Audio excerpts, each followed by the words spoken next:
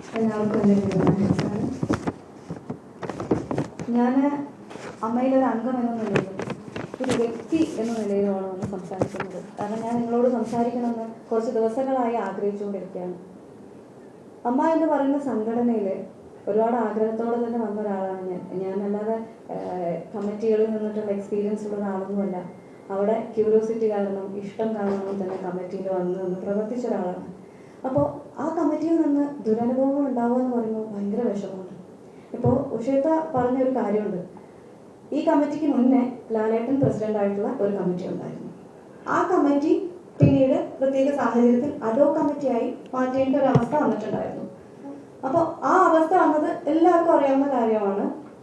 ഞങ്ങളുടെ ആ കമ്മിറ്റി മുന്നോട്ട് പോകുന്ന സമയത്ത്, ലാലേട്ടൻ പ്രസിഡന്റ് ആയിട്ടുള്ള കമ്മിറ്റി മുന്നോട്ട് പോകുന്ന സമയത്താണ് ഹേമ കമ്മിറ്റി റിപ്പോർട്ട് വരികയും അതിനെ തുടർന്ന് വളരെ പ്രശ്നങ്ങൾ രൂക്ഷമാവുകയും ചെയ്തു.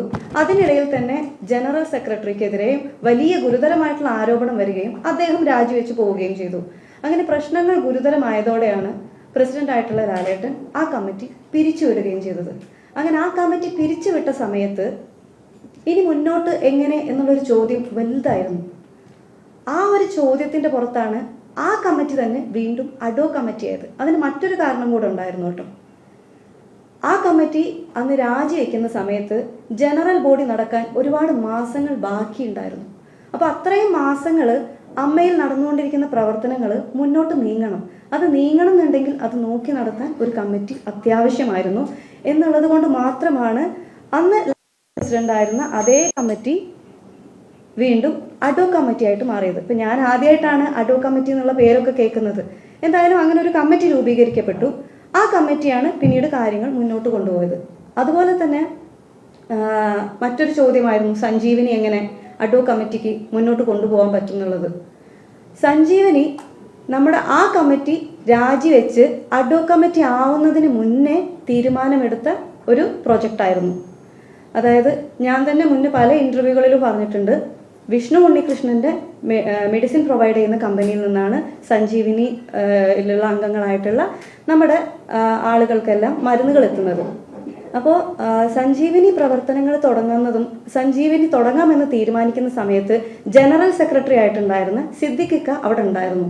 അപ്പോൾ അങ്ങനെയാണ് വിഷ്ണു ഉണ്ണികൃഷ്ണനായിട്ട് സംസാരിക്കുന്നതും മറ്റു 3 കൊട്ടേഷൻ എടുക്കുന്നതും. അങ്ങനെ വിളിച്ച മൊത്തം കൊട്ടേഷനുകളിൽ നിന്നും ഏറ്റവും വില കുറഞ്ഞ രീതിയിൽ നമുക്ക് ഏറ്റവും നല്ല മെഡിസിൻ പ്രൊവൈഡ് ചെയ്യാം എന്ന് പറഞ്ഞുകൊണ്ട് വിഷ്ണു ഉണ്ണികൃഷ്ണൻ്റെ ആ ഒരു കൊട്ടേഷൻ നമ്മൾ ഏറ്റെടുക്കുകയും അങ്ങനെ സഞ്ജീവിനി പദ്ധതിയിൽ വിഷ്ണു ഉണ്ണികൃഷ്ണൻ്റെ കമ്പനിയെ ഉൾപ്പെടുത്തുകയും മരുന്നുകൾ കൃത്യമായി അയച്ചു കൊടുക്കുകയും ചെയ്തത്. പക്ഷേ നമ്മുടെ സഞ്ജീവിനി പ്രൊജക്ട് ഓൺ ആയതിനു ശേഷമായിരുന്നു ജനറൽ സെക്രട്ടറി അവിടുന്ന് സ്ഥാനമൊഴിയുന്നതും ഈ കമ്മിറ്റി അഡോ കമ്മിറ്റിയായി മാറുന്നതും. അപ്പോൾ ആ അഡോ കമ്മിറ്റി തീരുമാനിച്ചത് ഓൾറെഡി പ്ലാൻ ചെയ്തു വെച്ച സഞ്ജീവിനി പ്രൊജക്ട് നമുക്ക് മുന്നോട്ട് കൊണ്ടുപോകണം. കാരണം 5000 രൂപ കൊണ്ട് മരുന്ന് ഉൾപ്പെടെ ജീവിത ചെലവ് മൊത്തം താങ്ങി നിർത്തുന്ന ഒരുപാട് മെമ്പേഴ്സ് ഉണ്ട് അമ്മയിൽ. അപ്പോൾ നമുക്ക് അത്ഭുതമായിരുന്നു 5000 രൂപയ്ക്ക് മരുന്നും വാങ്ങി ഒരു മാസം അവർ ചെലവും കഴിയുക എന്ന് പറയുമ്പോൾ. അപ്പോൾ അവർക്ക് നമ്മൾ ഈ മരുന്ന് കൊടുക്കുകയാണെന്നുണ്ടെങ്കിൽ ആ 5000 രൂപ അവർക്ക് അവരുടെ ജീവിത നിത്യ ചെലവുകൾക്ക് ഉപയോഗിക്കാമല്ലോ എന്നുള്ള ചിന്തയിൽ തുടങ്ങിയതാണ് സഞ്ജീവിനി. അപ്പോൾ അഡോ കമ്മിറ്റി അത് ഏറ്റെടുത്ത് സഞ്ജീവിനി പ്രൊജക്ട് തുടങ്ങി എല്ലാവർക്കും കഴിഞ്ഞ ജനുവരി 26-നായിരുന്നു സഞ്ജീവിനി ലോഞ്ച് ചെയ്തത്. സഞ്ജീവിനി ലോഞ്ച് ചെയ്ത സമയത്ത് അന്ന് അവിടെ മമ്മൂക്ക ഉണ്ടായിരുന്നു, ലാലേട്ടൻ ഉണ്ടായിരുന്നു, ശ്രീനിവാസൻ സാർ ഉണ്ടായിരുന്നു, സുരേഷ് ഗോപി സാർ ഉണ്ടായിരുന്നു, അമ്മയിലെ മറ്റു പല അംഗങ്ങളും ഉണ്ടായിരുന്നു. അപ്പോൾ നമ്മുടെ സ്ഫടികം ജോർജ് സാറിന്, നമ്മുടെ ബീന കുമ്പളങ്ങി ചേച്ചി, അങ്ങനെ കുറേ പേർക്ക് മരുന്നുകൾ കൊടുത്തിട്ടായിരുന്നു നമ്മളതിന് തുടക്കം കുറിച്ചത്. അതൊരു നല്ല കാര്യമാണ് ചെയ്തത്. അത് അഡോ കമ്മിറ്റി ആവുന്നതിന് മുന്നേ ആ കമ്മിറ്റി എടുത്ത തീരുമാനമായിരുന്നു അത്. അതാണ് നടപ്പിലാക്കിയത്. അതിനെങ്ങനെയാണ് ചോദ്യം ചെയ്യണമെന്ന് എനിക്ക് മനസ്സിലാവണില്ല. നല്ലൊരു കാര്യം ചെയ്തതിനെയാണോ ഇത്രയും കുറ്റപ്പെടുത്തുന്നതെന്ന് എനിക്ക് മനസ്സിലായിട്ടില്ല. അതുപോലെ തന്നെ ഈ കമ്മിറ്റി ഇപ്പം ഞാൻ മറ്റൊരു ചോദ്യം കേട്ടു, ലാലേട്ടൻ പ്രസിഡന്റ് ആയിട്ടുള്ള കമ്മിറ്റിക്ക് തന്നെ അഡോ കമ്മിറ്റി ആയിട്ട് മാറാൻ അവസരം കിട്ടി. ശ്വേതാ മേനോൻ പ്രസിഡന്റ് ആയിട്ടുള്ള കമ്മിറ്റിക്ക് എന്തുകൊണ്ട് അഡോ കമ്മിറ്റി ആവാൻ പറ്റിയില്ല? എനിക്ക് മനസ്സിലായിട്ടുള്ള ഉത്തരവാണ് ഞാൻ പറയുന്നത്. ലാലേട്ടൻ പ്രസിഡന്റ് ആയിരുന്ന കമ്മിറ്റി അഡോ കമ്മിറ്റിയായി മാറിയതിന്റെ സാഹചര്യം എന്ന് വെച്ചാൽ ജനറൽ ബോഡി നടക്കാൻ ഒരുപാട് മാസങ്ങൾ ബാക്കി നിൽക്കുന്നു എന്നിരിക്കെ ഒരു കമ്മിറ്റി അവിടെ അനിവാര്യമാണ്. കാരണം ഒരു ജനറൽ ബോഡി കൂടിയാലേ മറ്റൊരു കമ്മിറ്റിയെ തിരഞ്ഞെടുക്കാൻ പറ്റുള്ളൂ. അപ്പോൾ ജനറൽ ബോഡി നടത്താൻ ഭയങ്കരമായിട്ടുള്ള ഒരു സാമ്പത്തികം വേണം. അപ്പോൾ അത്രയും എക്സ്പെൻസ് നമുക്ക് ആ സമയത്ത് മുടക്കാനും പറ്റില്ല. അങ്ങനെ ഇരിക്കെ ഇതേ കമ്മിറ്റി തന്നെ അഡോ കമ്മിറ്റി ആവേണ്ട ആവശ്യകതയുണ്ടെന്ന് മനസ്സിലാക്കുകയും അതേസമയം തന്നെ ആ കമ്മിറ്റിക്കെതിരെ അമ്മ സംഘടനയ്ക്കുള്ളിൽ ഒരു അലിഗേഷനും ഇല്ലായിരുന്നു. ഒരു സാമ്പത്തിക ക്രമക്കേടോ മറ്റ് അലിഗേഷൻസോ ഒന്നും ഇല്ലായിരുന്നു. അമ്മ സംഘടനയ്ക്ക് പുറത്തുള്ള അലിഗേഷന്റെ പേരിലാണ് അവിടെ ഉണ്ടായിരുന്ന ജനറൽ സെക്രട്ടറി ഉൾപ്പെടെയുള്ളവർ രാജിവെച്ച് പുറത്തു പോവേണ്ടി വന്നത്. അപ്പോൾ അതുകൊണ്ട് തന്നെ അമ്മ സംഘടനയ്ക്കകത്തുണ്ടായിരുന്ന ആ കമ്മിറ്റിക്കെതിരെ വേറെ അലിഗേഷൻസ് ഇല്ലാത്തത് കൊണ്ടായിരുന്നു അതേ കമ്മിറ്റി അഡ്ഹോc കമ്മിറ്റി ആയിട്ട് മാറിയത്. ഇപ്പം ഞാൻ മനസ്സിലാക്കുന്ന കാര്യം, ശ്വേത ചേച്ചി പ്രസിഡന്റ് ആയിരുന്ന ഇപ്പോൾ രാജിവെച്ച് പോയ കമ്മിറ്റി, ആ കമ്മിറ്റി അഡ്ഹോc കമ്മിറ്റി ആക്കാത്തതിൻ്റെ റീസൺ എന്ന് എനിക്ക് മനസ്സിലായ കാര്യം, സാമ്പത്തിക ക്രമക്കേടിൻ്റെ പേരിലാണ് ശ്വേത ചേച്ചി പ്രസിഡന്റ് ആയിരുന്ന കമ്മിറ്റി താഴെ പോയത്. അവരുടെ സാമ്പത്തിക റിപ്പോർട്ട് പാസ്സായില്ല ജനറൽ ബോഡിയിൽ. അപ്പോൾ സാമ്പത്തിക ക്രമക്കേട് നേരിടുന്ന ഒരു കമ്മിറ്റിയെ എങ്ങനെയാണ് അഡ്ഹോc കമ്മിറ്റി ആയിട്ട് മാറ്റാൻ ജനറൽ ബോഡിക്ക് തോന്നുക? ലോജിക്കലി ഒരിക്കലും ജനറൽ ബോഡി അങ്ങനെ ചിന്തിക്കില്ല. അതാണ് അന്ന് അവിടെ നടന്നിട്ടുണ്ടായിരുന്നത്. അപ്പം അതുകൊണ്ടാണ് ശ്വേത ചേച്ചി പ്രസിഡന്റ് ആയിരുന്ന ആ കമ്മിറ്റിയെ തന്നെ വീണ്ടും അഡ്ഹോc കമ്മിറ്റി ആക്കാതിരുന്നത്. ഇനി ഇതിലുള്ള വേറൊരു കാര്യം കൂടെ നമ്മൾ എടുത്തു പറയേണ്ടതാണ്. സാമ്പത്തിക ആരോപണം നേരിടുന്ന ഈ രാജിവെച്ച കമ്മിറ്റിയെ അഡ്ഹോc കമ്മിറ്റി ആക്കിയിട്ടില്ലെങ്കിലും ആ കമ്മിറ്റിയിൽ ഉണ്ടായിരുന്ന ഡോക്ടർ റോണി ഡേവിഡ്, ആശ അരവിന്ദ് എന്നിവരെ അഡ്ഹോc കമ്മിറ്റിയിൽ ഉൾപ്പെടുത്തിയിട്ടുണ്ട്. ആശ അരവിന്ദ് ചേച്ചി റിസൈൻ ചെയ്തു എന്നാണ് ഞാൻ അറിഞ്ഞു. പക്ഷെ റോണി ഡേവിഡ് അദ്ദേഹം ഇപ്പോഴും ഉണ്ട്. അപ്പോൾ ഈ രണ്ടുപേരെയും ഈ അഡ്ഹോc കമ്മിറ്റിയിലേക്ക് വിളിച്ചതിനും ഒരു കാര്യമുണ്ട്.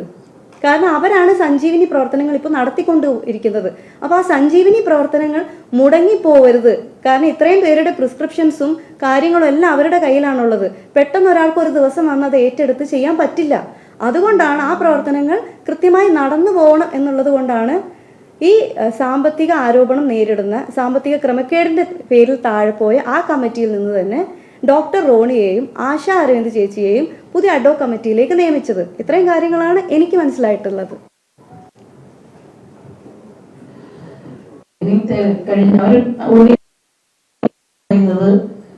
ജനറൽ ബോഡിയിൽ അവരെ ഒരു പല പേരെടുത്ത് പറഞ്ഞിട്ടുണ്ട്. മായ വിശ്വനാഥ്, അതുപോലെ അഭിരാജ് സിദ്ദിഖ്, ഇവരുടെയൊക്കെ പേരെടുത്ത് പറഞ്ഞിട്ടുണ്ട്. അപ്പൊ മജീദ് അങ്ങനെ പേര് പറഞ്ഞിട്ടുണ്ട്. അവരൊക്കെ ഒരുപാട് അശ്ലീലം പറഞ്ഞു എന്നാണ് ആ ഓഡിയോ ക്ലിപ്പിൽ അവർ ആരോപിച്ചിരിക്കുന്നത്. അങ്ങനെ അശ്ലീലം എന്ന് പറഞ്ഞിട്ട് അവർ വന്നപ്പോൾ മുതല് അവരെ കേൾക്കാൻ ഞങ്ങൾ സ്ത്രീകൾ തയ്യാറായിരുന്നു. സ്ത്രീകൾ മുന്നിൽ ശ്വേത എന്നെ ഉൾപ്പെടെ കോണ്ടാക്ട് ചെയ്തിട്ടുണ്ടായിരുന്നു ജനറൽ ബോഡിക്ക് മുൻപ്. ഞങ്ങൾക്ക് ചേച്ചി സംസാരിക്കാനുണ്ട്, ഞങ്ങൾക്ക് പറയാനുണ്ട് കാര്യങ്ങൾ. അപ്പൊ ഞങ്ങൾ വിചാരിക്കുന്നത് എന്താണ്, ഈ കാലയളവിൽ അവിടെ നടന്നിട്ടുള്ള കാര്യങ്ങളെ കുറിച്ച് അവർക്ക് വിശദീകരണം ഉണ്ടാവും. അപ്പൊ ഞാനും പറഞ്ഞു അത് ഞങ്ങൾക്ക് കേൾക്കണം, അത് സംസാരിക്കാനുള്ള സാഹചര്യം നിങ്ങൾ ഞങ്ങളുടെ കൂടെ നിന്ന് ഉണ്ടാക്കി തരണമെന്ന്. തീർച്ചയായിട്ടും നിങ്ങളുടെ കൂടെ നിൽക്കും.